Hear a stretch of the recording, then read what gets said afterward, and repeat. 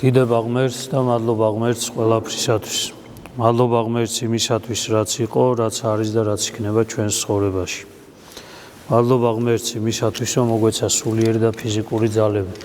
აგვესრულებინა სამთო ლიტურგია და ვზიარებულიყავით ჭეშმარიტად პატიოსანსა, სისხლსა და ხორცსა, უფლისა, მთისა და მაცხოვრისა ჩვენისა იესო ქრისტეს.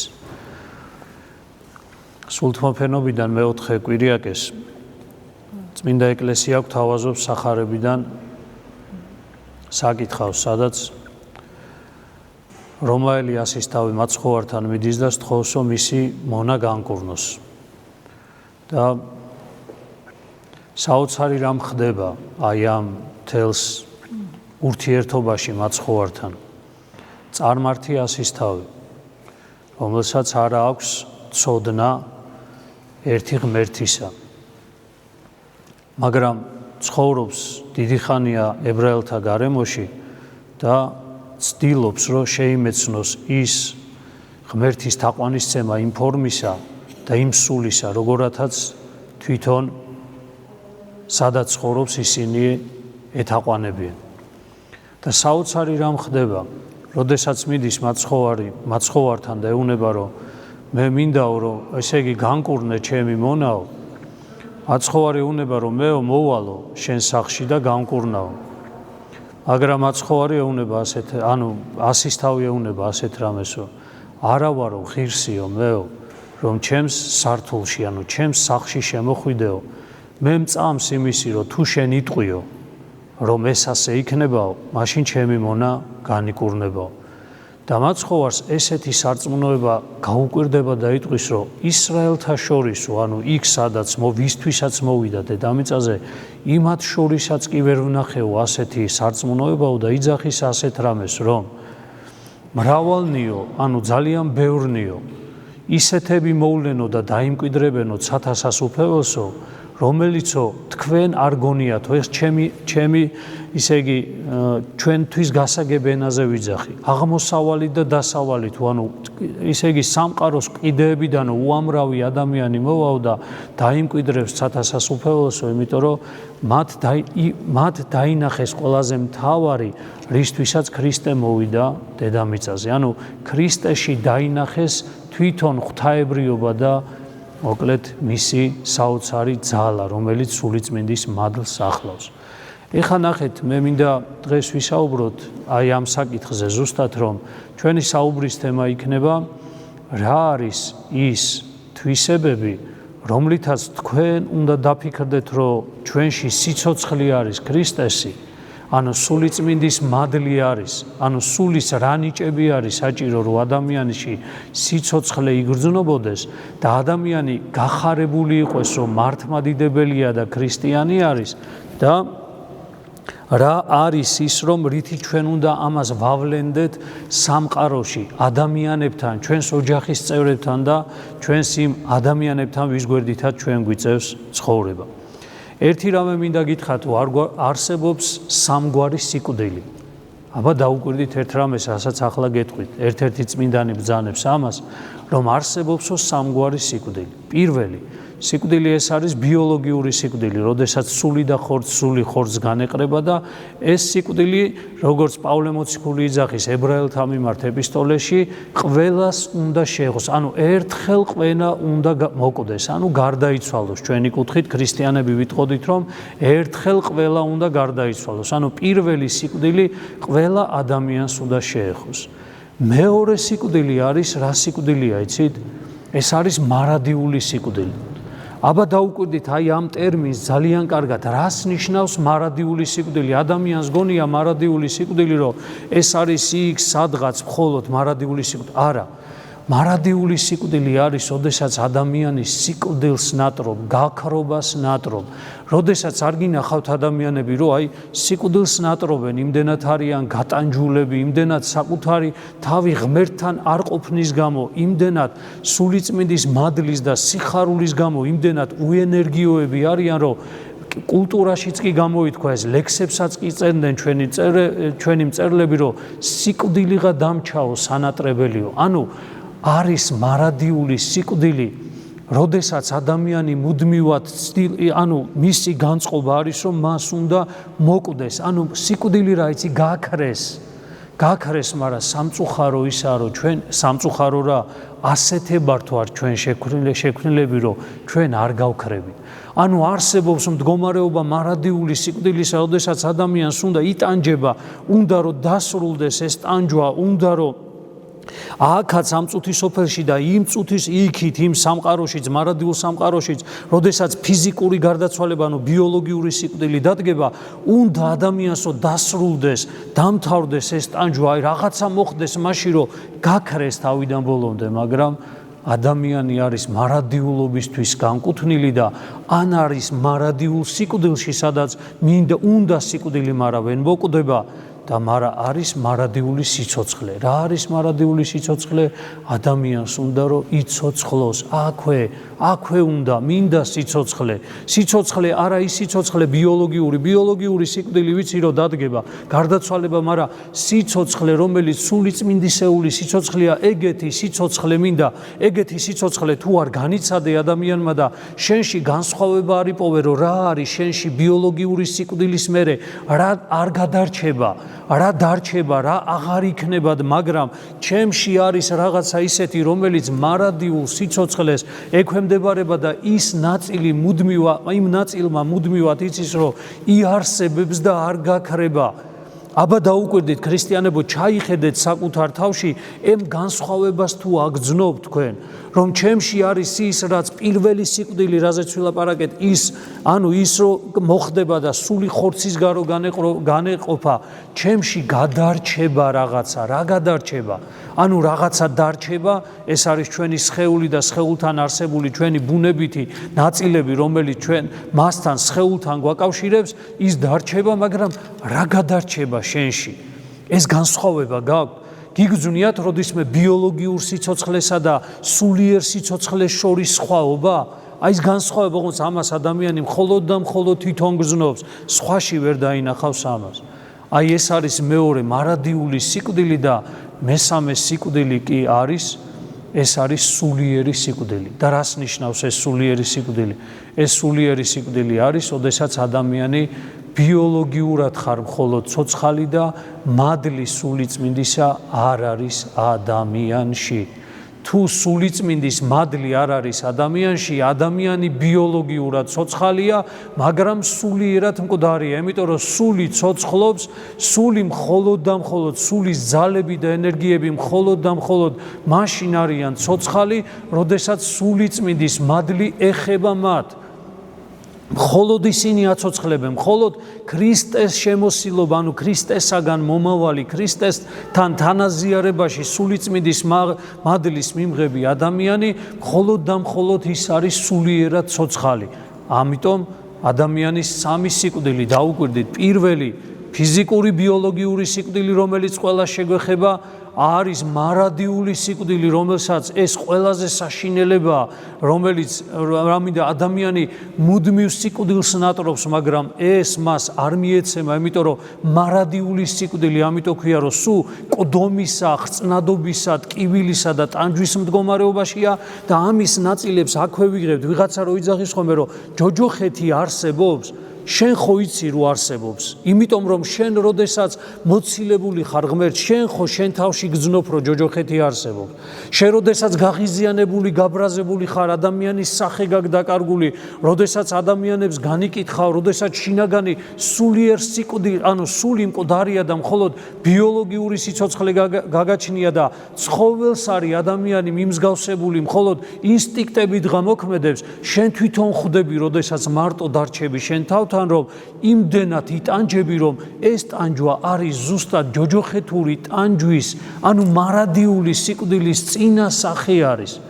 რომ როდესაც გარდაიცვლები და სხეული აღარ ექნება ადამიანს, რის იმედიც აქვს, რომ მას შეუძლია შეინანოს სანამ სხეულში არის, აი ამ სიკვდილი, ეს არის ის მარადიული სიკვდილი, რომელიც ყველაზე საშინელი არის და აქვე იწყება. მაცხოვარმა გვითხრა, 60 თქვენს გულებშიაო და ჯოჯოხეთიც თქვენს გულებშიაო. ეს არის ზუსტად ყოველთვის წარმოიდგინეთ, რას ნიშნავს მარადიული სიკვდილი და მარადიული სიცოცხლე. ადამიანის სული, თუ კი ცოცხალია სულიწმინდის მადლით ის მუდმივად სულიწმინდაში სიცოცხლეს ითხოვს და უფალს ევედრება, უფალო გევედრები მათ ცოცხლე არა ბიოლოგიურად, არამედ ბიოლოგიურადაც, ბიოლოგიური სიცოცხლეც უნდა ადამიანს, მაგრამ მან იცის განსხვავება, რომ უპირატესი რომელი სიცოცხლეა, იცის მან რომ ის სიკვდილი, ის გარდაცვალება, ბიოლოგიური სიკვდილი მაინც დადგება ოდესღაც, მაგრამ აი სიცოცხლე, რომელსაც თუ მევგრძნობ სულიწმინდის მადლით, ჩემი სულის გაცოცხლების და გამოცოცხლების, აი მაშინ ადამიანი ითხოვს სულ ღმერთო ამ სიცოცხლეში მომყოფე. გევედრებ როგორც სამარიტელი ეუნება რომ დამალევინე მე ის სიცოცხლის წყალი რომ აღარ მომწყურდეს. აი ეს წყურვილი რომელიც ადამიანს მუდმივი სიცოცხლის აქვს ეს არის მხოლოდ და მხოლოდ სულიწმინდისეული, მაგრამ ნახეთ როდესაც ადამიანს ეს არ აქვს ხასიათში, ბუნებაში ჩვენში დევს რომ მარადიულად უნდა ვიცოცხლოთ, მაგრამ გადაგვაქვს ბიოლოგიურზე. და ხვდებით, ნახეთ, როდესაც გაჩნდება პირველი ნაოჭები, როდესაც ძალა გამოგველევა, როდესაც გახდები ადამიანი იმასაკისა, როდესაც უკვე სიბერე შემოვა, ძალთა მოკლებას როდესაც იგრძნობ, აი ამ დროს რომ შენ სხვა სიცოცხლეს უნდა ნატრობდე და შენი ბუნება, რომელიც კარნახობს, რომ სიცოცხლე ითხოვე ღმერთისაგან, ვერ ხვდები, გარჩევა არა გაქვს ადამიანს, რომელი სიცოცხლე უნდა ითხოვო და ითხოვ აი ამ ბიოლოგიურ სიცოცხლეს. მიხვალ ადამიანთან ზიარებაზე, აი როდესაც ისე იგი ძიმეთ არის ადამიანი ავადმყოფი და მთელ ოჯახსაც და მასაც რა უნდა, როდესაც აზიარებ, რა უნდა ამ ზიარების მერე რომ ეს ბიოლოგიური სიცოცხლე გაგრძელდეს მისი.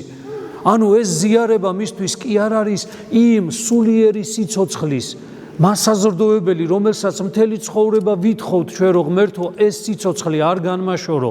ამ სიცოცხლეში ეს ზიარება, რომელსაც დღეს ჩვენ აიხლა, აი ამ ქადაგების საუბრის მერე ვეზიარებით, აი იმ სიცოცხლის მკვებავი არის და იმ სულიერი სიცოცხლით იკურთხება ჩვენი ბიოლოგიური სიცოცხლეც. იმ სულიერი სიცოცხლით შემოსული მადლი სულიწმინდისა აკურთხებს ადამიანის ბიოლოგიურ სიცოცხლესაც და ღმერთის ნებას ემორჩილება უკვე ჩვენი ბიოლოგიური სიცოცხლეც. აი ეს არის განსხვავება. ზუსტად აი ეს სამი სიკვდილი ყოველთვის გაიხსენეთ, რომ არსებობს ბიოლოგიური, არსებობს მარადიული ყველაზე საშინელი სიკვდილი და ამის წინაპირობა არის, რომ მარადიული სიკვდილის მიზეზი ყოველთვის ხდება ჩვენი სულიერი სიკვდილი. ამიტომ განასხვავეთ ერთმანეთისაგან. ამიტომ აი ამ ადამიანი ყოველდღიურად და ყოველწამიერად აი ამ სიცოცხლით, ამ სიკვდილში უნდა შედიოდეს. გახსოვთ, ყველაზე დიდი სათნოებაა, მამები გვეუბნებიან, ყველაზე დიდი სათნოებაა სიკვდილის ხსოვნა არის. აბა ეხლა გახსოვდეთ სიკვდილი ყოველდღე. ცვალო შეიძლება ისეთ დღეში ჩავარდეს, რომ სასოწარკვეთილებას მიეცეს ადამიანი, მაგრამ როდესაც მე სულიწმინდის მადლი ჩემი სული არის ცოცხალი, აი იმ სიცოცხლით შევდივარ იმ სიკვდილში და არ მეშინია ამაზე არც ფიქრისა და ფიქრისა კი არა ისიც ვარ, ანუ ვითხოვ კიდეც თითქოს რომ იმ სიკვდილში თუ საჭიროა შევა ადამიანი, იმიტომ რომ სხვა ვიცი სიცოცხლე გამაჩნია მე, სულის სიცოცხლე გააჩნია ადამიანს. ამიტომ აი ეს განსხვავება უნდა იცოდეს ყოველთვის ადამიანმა და მისთვის აღარაფერი არ არის ამ წუთის ოფლისეული, ტკივილი. ნახეთ, ცნებების აღსრულება მერე შენთვის სიმძიმი აღარ არის. რატო? იმიტომ რომ ცნებების აღსრულება სულიწმინდის მადლის მოქმედებას იწვევს და ჩემი სიცოცხლე იკვებება და იკვებება. ანუ ჩემი სული იკვებება სულიწმინდის მადლით და მუდმივად სიცოცხლეს განიცდის ადამიანი. მაგრამ ჩვენ ჯერ კიდევ ტკივილს განვიცდით, ცნებას აღვასრულებთ და რატომ განვიცით ტკივილს? იმიტომ რომ ცნების აღსრულება ადამიანს გაახლოვებს ბიოლოგიურ სიკვდილთან. შენ როდესაც ცნებას აღასრულებ, ადამიანი იტანჯები და რო იტანჯები, ტანჯვა შენი ბიოლოგიური სიკვდილის მომასწავებელი არის. არ მინდა ესე მტკივა, ნერვები მეშლება. როცა ვინმეს თავს დაუხრი, როდესაც ვინმე უცუნა ვაპატიო, როდესაც თავმდაბალი უნდა ვიყო, როდესაც მორჩილი უნდა ვიყო, გულმოწყალე ვიყო, როდესაც ადამიანი უნდა მიყვარდეს, ეს ყველაფერი მტანჯავს მე და როდესაც ვიტანჯები შინაგანად, ეს ტანჯვა მე მიბიძგებს და მაფიქრებს ბიოლოგიურ სიკვდილზე, იმიტომ რომ თუ ადამიანის ტანჯვა, სულიერი ტანჯვა და ფსიქიკის მოკლედ რყევები დიდი ხანი გაგრძელდა, ეს ყველაფერი ჩვენ ყველამ ვიცით რომ სხეულზეც გადადის მერე. და ამიტომ ბიოლოგიურ სიკვდილს აახლოვებს. აი, ყველაზე დიდად რატომ არ გვინდა ჩვენ ცნებების აღსრულება? ჩვენი ნებით მაგიტომ ცხოვრობ ჩვენ. მაგრამ თუ კი ადამიანი ერთხელ გადაწყვეტ იმას, რომ მე იცი რა, მე სულიწმინდის მადლი მჭირდება, ვიცი რომ მარადიულად უნდა ვიცოცხლო მე. ჩემი მთავარი დანიშნულება როგორც ადამიანის ეს არის მარადიული სიცოცხლე, არა აქვს მნიშვნელობა აქედანვე იწყება ჩემი მარადიული სიცოცხლე. ბიოლოგიური სიკვდილი რა ფორმით იქნება, როგორ იქნება, მე ეს არ ვიცი. მე ეხლა ვგრძნობ იმას, რომ ჩემში მარადიული სიცოცხლე არსებობს და ეს მარადიული სიცოცხლე მარადიულია და არ გაჩერდება. რა ფორმით შეიცვლება, რომ ეს მე რომ გარდაცვალ ბიოლოგიურ სიკვდილს განვიცდი, გარდაცვალებას, შეცვლას რო განვიცდი, როდესაც სხეული მომცილდება, რა ფორმით შეიცვლება, ეს არ ვიცი. არ ვიცი, მოხდება, მაგრამ არ ვიცი, ჩემთვის მნიშვნელოვანია, რომ დღეს აი რო ვცხოვრობ 45 წლისა რო ვარ, ვიღაცა თქვენთაგანი 60, 70 წლისა რო არის, თუნდაც ახალგაზრდები ვინც ხართ 25-30 წლისა, თავარს უნდა მიხვდეთ მართლმადიდებლურ სწავლებაში, რომ რა არის ეს, რომ აქედანვე ვიწყებ ჩვენ მარადიულ სიცოცხლეს. აქედანვე უკვე მარადიულობაში უნდა ცხოვრობდე და რა არის მარადიული სიცოცხლე? სულიწმინდის მადლის მოქმედება ადამიანში, რომელიც გაუწყებს შენ, რომ შენ არა ხარ ადამიანი, რომელიც დასრულდები. შენ ხარ ქმნილება ღვთისა, ღვთის ხატად და მსგავსად შექმნილი, რომელიც დაიბადა თუ არა მარადიულად უნდა იცოცხლოს. ან მარადიულად სიკვდილში იყოს, ან მარადიულად იცოცხლოს. რომელია ჩვენი არჩევანი? აი ეს არის ყველაფერი და ამიტომ ჩვენ ეკლესიაში და ქრისტესთან ამისთვის მოვედით. დანარჩენი ყველაფერი ეს საშუალებებია ამის მისაღწევად, სულიწმინდის მადლის მისაღწევად, რომ მე მინდოდეს, მწყუროდეს, მარადიულად ვიცოცხლო და არ ვიყო ისე ღმერთო ნეტა მოვკვდე ისე იგი. ისეთი ტანჯვა აქვს ადამიანს ხშირად, რომ სიკვდილს ნატრობს ადამიანი, ეს უკვე საწყისია. თუ ეს არ შეიცვალა ადამიანში, თუ კი ეს ადამიანში შინაგანად არ გადატყდა, მაშინ ის გონიათ გაქრება. ვიღაცას გონია რომ გაქრება, არ გაქრება. არ ქრება ადამიანი, ის მარადიულად ან ყდომაში იქნება, ან მარადიულ სიცოცხლეში იქნება, მაგრამ როგორც პიროვნება ის არასოდეს არ გაქრება. და ამიტომაც აი ნახეთ როგორ არის, მე გითხარით ყველაზე საკვანძო, რატომ გვიჭირს ჩვენ სულიწმინდის მადლის მიღება? რატომ გვიჭირს ჩვენ შრომა იმისთვის, რომ სულიწმინდის მადლი მივიღოთ? იმიტომ რომ საკუთარ მეს, საკუთარ ეგოიზმს, საკუთარ პატივმოყვარეობას, საკუთარ ამპარტავნებას, აი ამ წუთის სოფელში, აი ესე იგი სიკეთეს და კეთილდღეობას, ამ წუთის სოფელში გარკვეულ პრიორიტეტებს, ვიღაცა მომანიჭოს რაღაცა გარკვეული პრიორიტეტების, ამისთვის იბრძვის ადამიანი, მაგრამ გამომდინარე აქედან სულიწმინდის მადლის მოქმედება, სულიწმინდის მადლს ვერ იხვეჭს, იმიტომ რომ ცნებას არ აღსრულებს ადამიანი. ლოცვა არ ვიცით ჩვენ. ლოცვა, როდესაც ადამიანის გული გრძნობს ღმერთის მოქმედებას საკუთარ თავზე, მსგავსი ლოცვაც არ ვიცით ჩვენ. და ამიტომაც ჩვენ ეს ყველაფერი ჩვენთვის არის აი ეგოიზმის დამამსხვრეველი და არ უნდა ადამიანს ამის დამსხვრევა, არ უნდა იტანჯება და ამიტომაც იძახის, რომ არ შეიძლება ეკლესიაში ვიყვე ისე რომ ორივეს ვემსახურო. არ შეიძლება რომ ამ სიცოცხლეში ისე ვიყვე როგორათაც ცხოვრობ და ამავე დროს სულიწმინდის მადლიც მქონდეს და მე მინდა გითხრათ რომ აცხოვარ იძახის ასეთ რამეს. პირველად ეძებეთ სათასას უფეველი და მისი სიმართლე და დანარჩენი ყოველიო შეგეძინებათ. შენ სულიწმინდის მადლის, მარადიული სიცოცხლე ეძებე და დანარჩენს მერე ღმერთი გეტყვის რა არის შესაძლებელი და რა არ არის შესაძლებელი, მაგრამ ჩვენ გვეშინია ამისი. ჩვენ დაჩვეული რასაც ვართ, იმაზე რომ უარი მითხრას და ეს არ შეიძლებაო. ეკლესიაში რომ მივიდე და ეს ამიკრძალონ, როდესაც სახში ან ოჯახის წევრებთან ტყუილით, ესე იგი რაღაცა ძალადობით და ძალმომრეობით ადამიანი მოკლედ ცდილობ რომ გაიტანოს საკუთარი თავი და აქ რომ მოხვალ და გეტყვიან ეკლესიაში ქრისტესთან მიხვალ და ქრისტე გეუნება საკუთარი მცნებით რომ ესე არ გააკეთო. როგორ არ უნდა გააკეთო? აბა დათმე ეს ყველაფერი.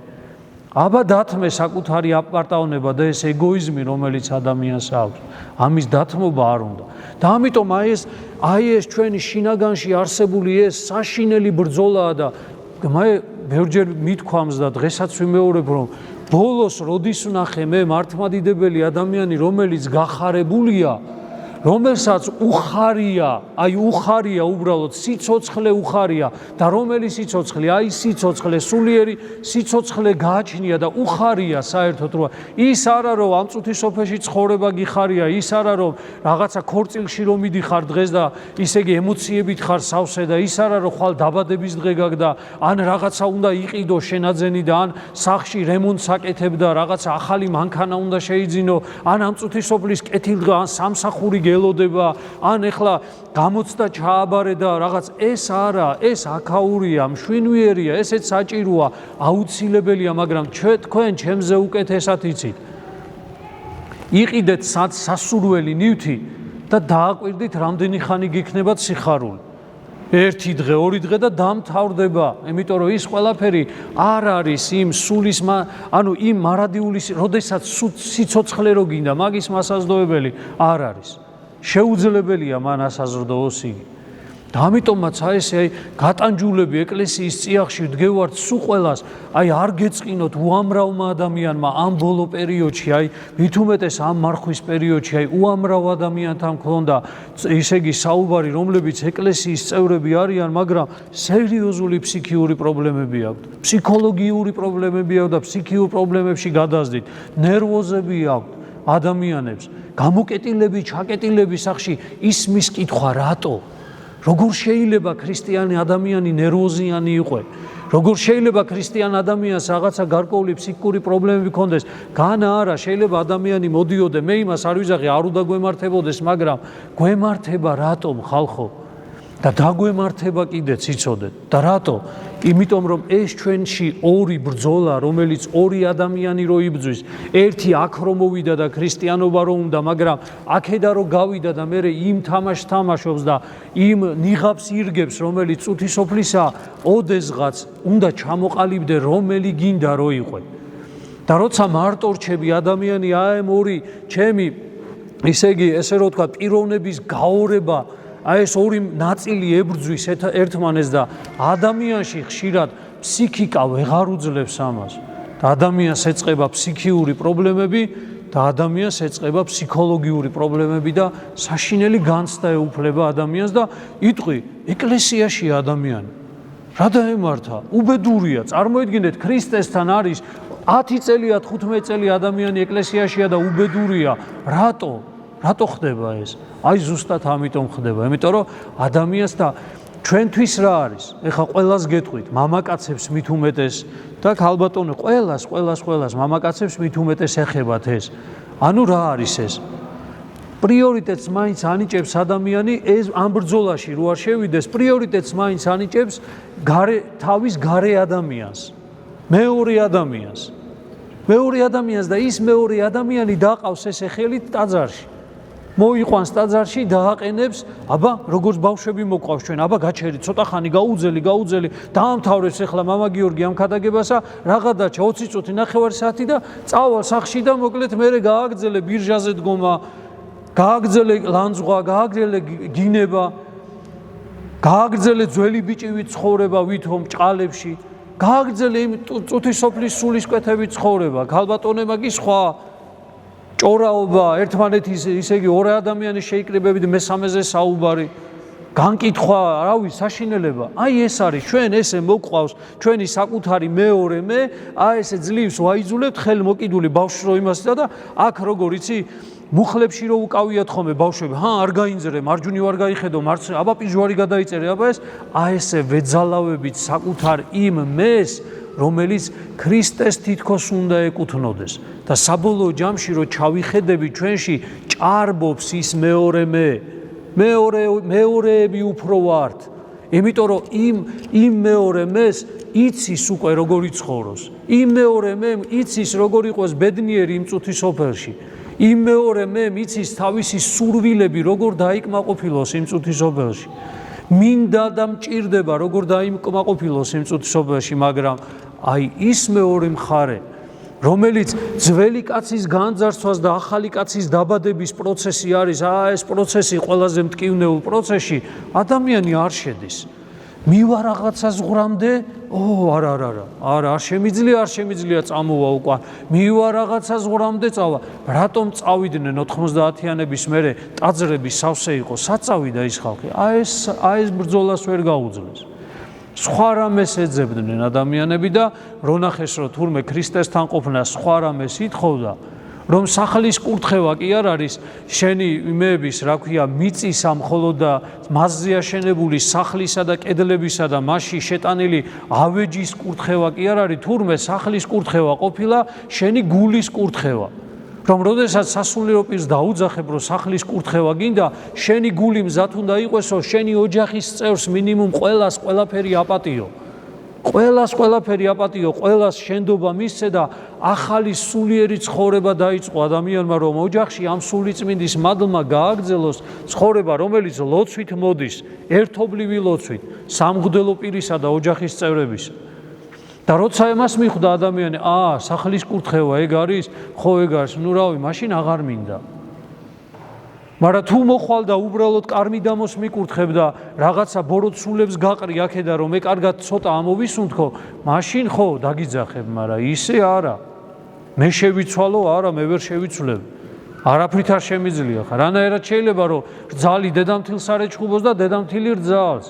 რანაირად შეიძლება ცოლი და ქმარი ერთმანეთს საღამოთი ცოტა მაინც არ წაკინკლავდნენ და ანა რა გინონ ერთმანეთს, არა ლანძღონ ერთმანეთ. როგორ შეიძლება? და ასეც ადამიანს გონია რომ სახლის კურთხევა არის რაღაცა შეხვალი იმ სახში და მოდესაც აკურთხებ, მოკლედ იქიდან დაიწყება ადამიანების კეთილდღეობითი ცხოვრება. ეს არის კარი, რომელიც იღება და იმ კარში შენ თვითონ უნდა შეხვიდე ადამიანი იმ სიმშვიდის კარში. ეხლა რაც შეეხება ძალიან მოკლედ გავივლი ამ ყველაფერს, მაცხოვარი ბრძანებს საოცარ სიტყვად. მათი ნაყოფით იცნობთ მათ. ქრისტიანს გეუბნება, რომ შენი ნაყოფით გიცნობენ შენ.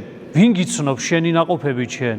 თვითონ ღმერთი გიცნობს, შენი ნაყოფებით გიცნობს და სხვებიც გარეთ რო არიან, ერთმანეთსაც ჯერ პირველ რიგში, ჩვენ ერთმანეთსაც ვცნობთ ჩვენი ნაყოფებით. ქრისტიანის გულს უნდა ცნობდეს და რითი უნდა ცნობდეს? ნაყოფებით უნდა ცნობდეს. სულიწმინდის ნიჭებით და ნაყოფებით უნდა ცნობდეს და ამავე დროს გარეთაც ესე უნდა გცნობდნენ ჩვენ, რომ ეს ქრისტეს ეკლესიის წევრია. რატო? იმიტომ რომ ამის ნაყოფი მეტყველებს ამაზე.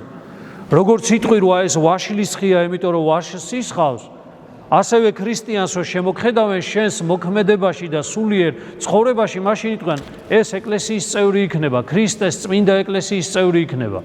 იმიტომ რომ მას ეტყობა ზედ რომ ეს ეკლესიის წევრია. ამიტომაც პავლე მოციქული იძახის, რომ ნაყოფი სულისა არის და ჩამოგითვლით ეხლა რას იძახის? სულის ნაყოფი არისო რა. ანუ ნახე, დაუკვირდით ერთ რამეს, თუ კი მართლა მადლი მოვიდა ჩემთან, ამან ნაყოფი უნდა გამოიღოს. ნაყოფს თუ არ გამოიღებ ადამიანი, ისე იგი სულიწმინდის მადლი არ მოვიდა ადამიანთან. აი აქ რო ეხლა რიგი დადგება და თქვენ წმინდა ზიარებასთან მოხვალთ, ეს არის ის, რაც მერე ნაყოფებში უნდა გამოცხადდეს. აქ რო მეზიარებით, მე ვისთან, ხო, ქრისტესთან აზიარები ხდებით, ანუ ქრისტე ჩემში შემოდის და მე ქრისტესთან ერთად ვაგრძელებ ცხოვრებას. მიხვდით რა ხდება? როდესაც მოდიხარ თქვენ ამას იძახით, რომ ქრისტე, მე მინდა შენთან ზიარება იმის გამო, რომ მე შენაერი მინდა გავხდე, შენ ჩემში, მე შენში. ჩვენი ერთობამ უნდა გაიტანოს მერე და ნაყოფი გამოიღოს.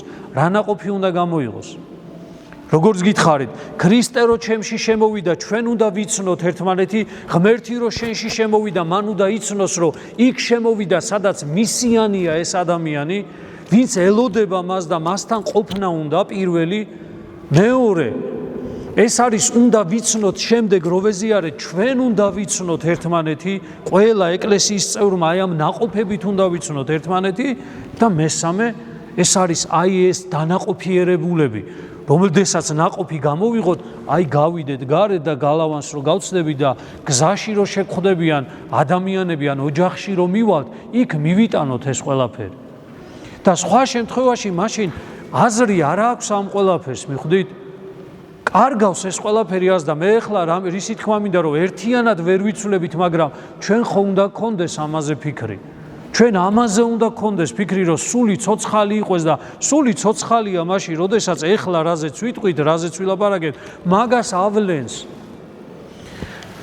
თქვენ ხო ხვდებით აი ფიზიკურად აიღეთ მე რო რაღაცა მჭირს შინაგანად ეს ხო ხვდებითო კანზე გაისახება მეთანხმებით თუ არა მიდით მედიცინის ნებისმიერ მუშაკთან და გეტყვიან ანუ შიგნით მიმდინარე ნებისმიერი პროცესი ბაქტერიული იქნება თუ ვირუსული იქნება თუ რაიმე ისეთი დაზიანება ყოველთვის ბოლო ანუ ყველაზე მთავარი სადაც არის დამცავის ეს არის კანზე გამოისახება სხვადასხვა ადგილას და სხვადასხვა ფორმით გადავიდეთ სულზე ანუ თუ კი სული დაზიანებულია ისიც ასე ავლენს გარეთ ყველაფერს, მაგრამ თუ სულიწმინდის მადლით არის სავსე და ცოცხალია, ის სხვანაირად ავლენს საკუთარ თავს, მოკლედ სამყაროში, ადამიანებთან.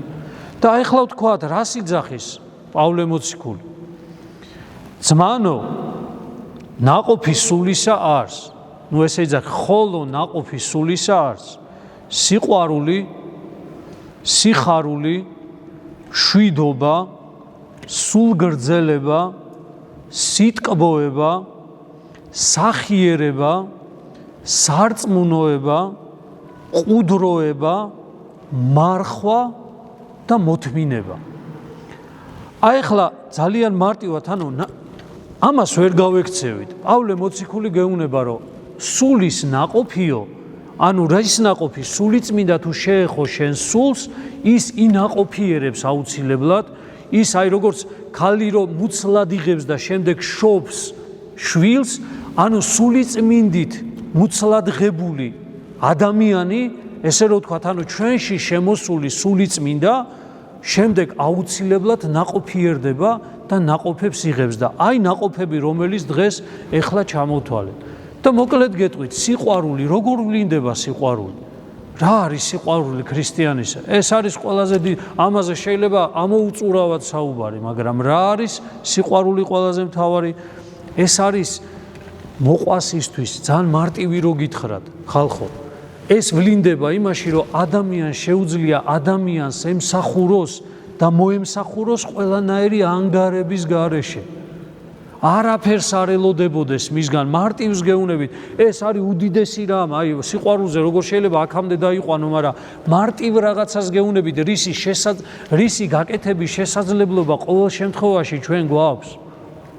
სიყვარული 4 ტერმინით გამოითქმის წმინდა სახარებაში. სხვადასხვა სიყვარულის მაჩვენებელი არის და აი აქ პავლე მოციქული როწერს აქ აღაპე არის სული, ყველაზე სრულყოფილი სიყვარული, ღვთაებრივი სიყვარული, როდესაც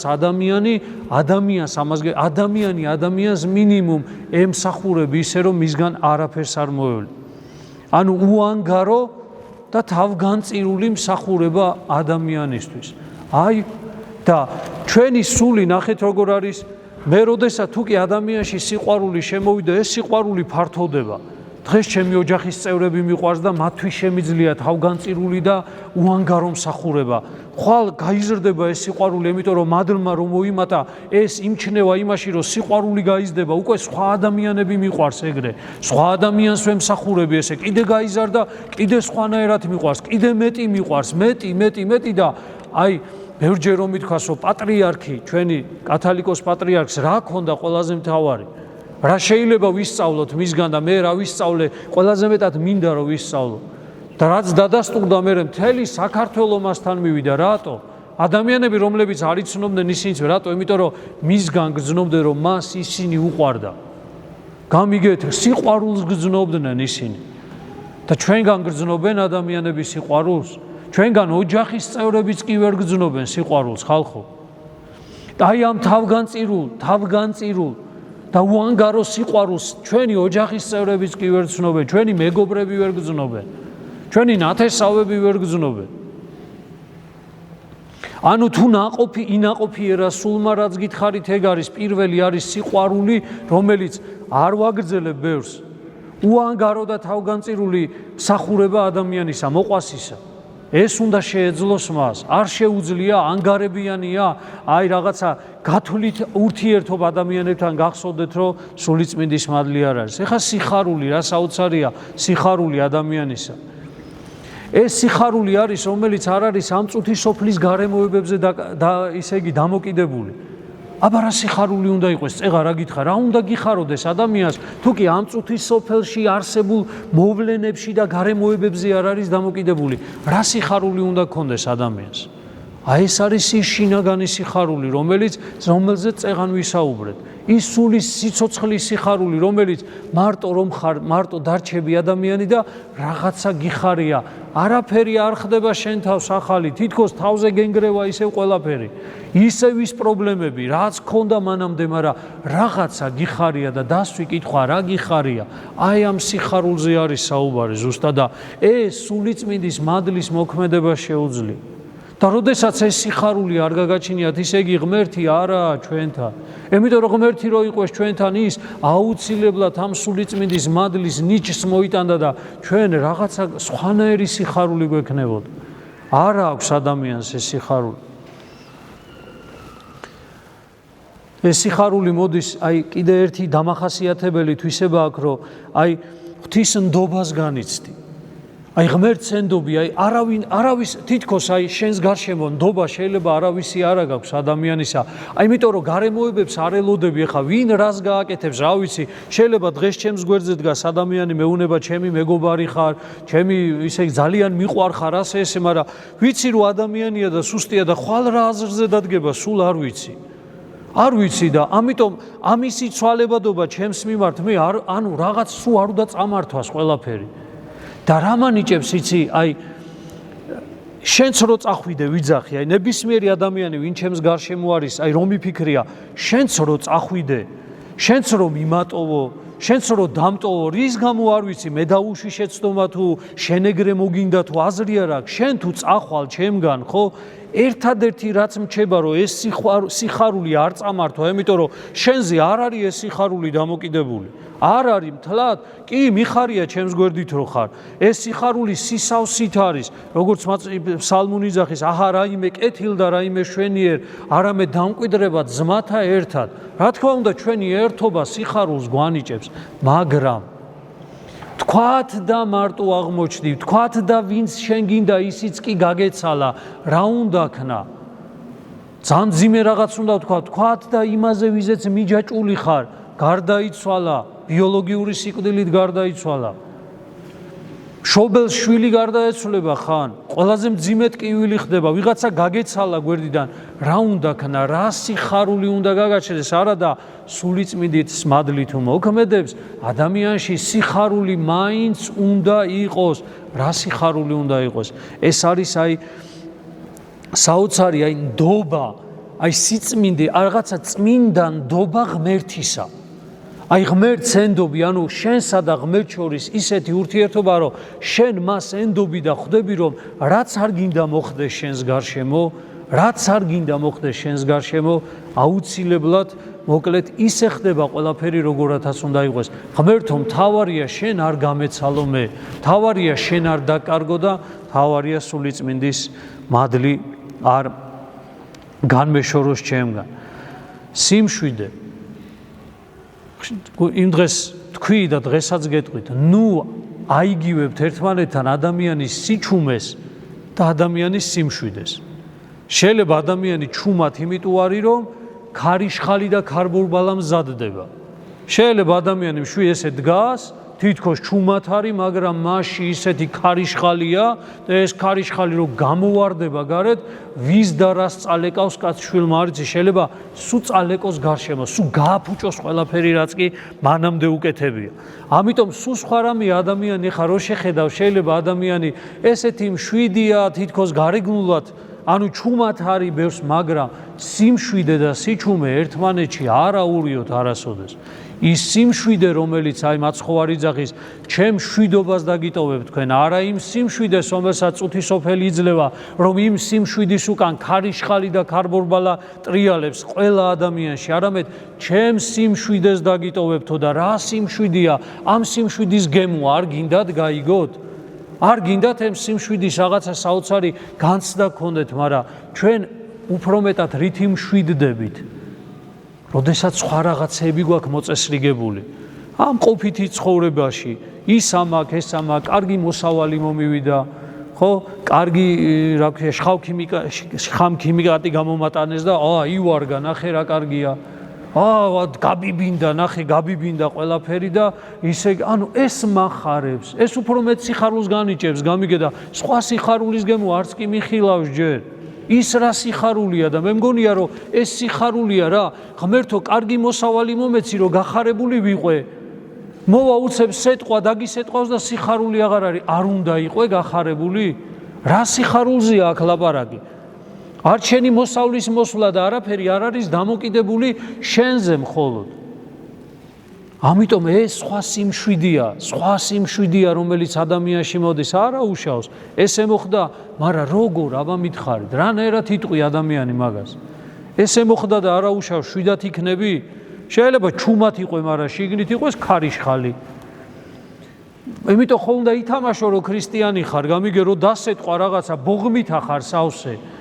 რომ გაგიფუჭდა რაღაცა შინაგანი ბოღმით ახარ სავსე და ქარიშხალი ტრიალებს, მაგრამ თან რომ ახსენდება, რომ ქრისტიანი ვარ, ეგრე ხო არ გამოვავლენ, ხა გინებას და ფურთხებას ხო არ დავიწყებ და ეგრე ხო არ მოვიქცევი, როგორც ბირჟაზე როდგანან კაცები, ეგრე ხო ვერ მოვიქცევი, იმიტომ რომ მე ხო მაინც ეკლესიაში დავდივარ, მაგრამ სიხარული არა გაქვს, არც სიმშვიდე არა გაქვს. არაფრით განსხვავდები, უბრალოდ ისინი ავლენენ ამას, მაგრამ შენ არ ავლენ ამას, მაგრამ გულში წყევლა, კრულვა, ქალებს და გინება და ლანძღვის ბური აყიდგას ადამიანში შინაგან. ეს არის პრობლემა. და რომელი სიმშვიდე? რა არის ეგ სიმშვიდე? როგორ უნდა იყოს მშვიდად ადამიანი, რომ შენს გარშემო რაღაცა გაფუჭდა, რაზეც იმედი გქონდა, ისიც გაგეცალა, როგორ უნდა იყოს მშვიდად? ეს სიმშვიდე სულიწმინდის მადლის სიმშვიდეა, რომლის ისე იგი ვერც ვიღებთ ამას და არც ვიცით რა არის. სამწუხაროდ არც ვიცით რა არის. მე ყველაზე არა მაქვს საუბარი. ალბათ ბევრმა თქვენგანმა იცის და ღმერთმა დაგვიფაროს, რომ ეს როდისმე მაინც არ გამოგვეცადოს. რომ რაღაცა იმსხრევა შენს გარშემო ყველაფერი და მშვიდად ზიხარ. იქ ოჯახის წევრები გაარი, ინარვიო, რა ხდება, რატო არა ნერვიულობ, ნახე რა ხდება და რავი, მშვიდად ხარ ადამიანი. რატო? იმიტომ რომ რაღაცა სხვა სიმშვიდე არის მოსული. ეს სიმშვიდე გჭირდება, როდესაც გაიგე, რომ ძიმეთ ავად ახარ.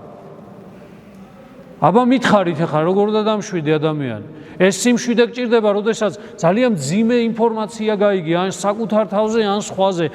საწავა შენი სიმშვიდე, მითხარით. საწავა შენი სიმშვიდე. დაიმსხრევა თავიდან ბოლომდე, დაიწყება ისევ ბოღმა, რაღაცა და რაღაც სხვა არა, რაღაცა, ეს დაიწყება ეგოიზმი დაიწყებს თავის ბუღრაობას. რამ უნდა დაამშვიდოს ის ეგოიზმი? რო უთხრას, გაჩუმდი ახლა. გაჩუმდი. ეს არის სულიწმინდის მადლის მოქმედება. ესეც არ გაგვაჩნია ადამიანებს სამწუხაროდ. სიმშვიდე უნდა, როგორც გითხარით, უნდა გაგაჩნდეს ადამიანს არა მარტო მწუხარება რო არის, არამედ იმ დროსაც, როდესაც ღმერთთან ერთად განიცდის სიხარულს, ბედნიერების დროსაც უნდა განიცადო. სულგრძელება, როდესაც ძალას პოულობ, რომ სხვების ნაკლოვანებები, სულგრძელება, როდესაც ძალას ნახულობ ადამიანი და პოულობ ადამიანი ძალას, რომ სხვების ნაკლოვანების წინაშე თავი დაიმდაბლო. ამას ვიტყვი და შემდეგზე გავაგრძელოთ დანარჩენი. ისე იგი, რა? სულგრძელება. ეს გვაკლია ყველა ჩვენთაგანს. დავინახე, რომ ადამიანი, ისე იგი, ცუდი თვისებები აქვს. რაღაცა არ არის ისეთი, როგორიც უნდა იყოს.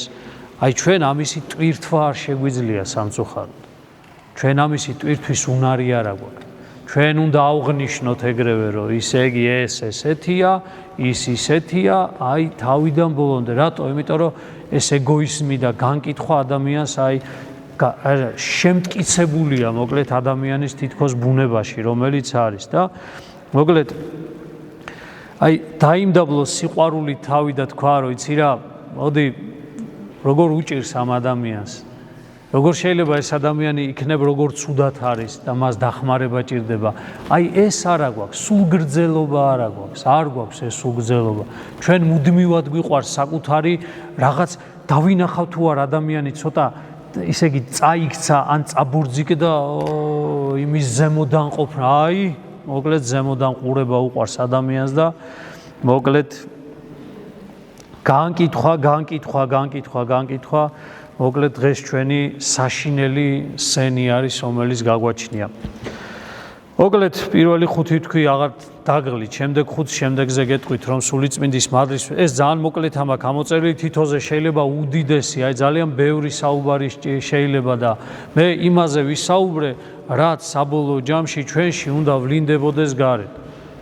გამოავლინეთ სიყვარული, სიხარული, შვიდობა და სულგრძელება. აი 4 რამეზე ვილაპარაკეთ დღეს. ძალიან მინიმალურად როგორ შეიძლება ოჯახში რო წახვალთ, აბა დაიწყეთ ამის აღსრულება. და გადაამოწმეთ მართლა ხართ ქრისტეს ეკლესიის წევრები და სულიწმინდაში ცხოვრები ადამიანები თუ მოკლედ გარკვეულწილად ეს ნიღბები, რომელიც გვაქვს ერთი და მეორე ნიღაბი, აქაური ეკლესიური ნიღაბი და მეორე გარეთ მყოფი ისე იგი ამ წუთისოფლისეული ნიღაბი, რომლითაც ადამიანები დავდივართ. ღმერთმა დალოცვილი, დღეგრძელი და გახარებული გამყოფოთ ყველა. იცოცხლეთ და გაიხარეთ.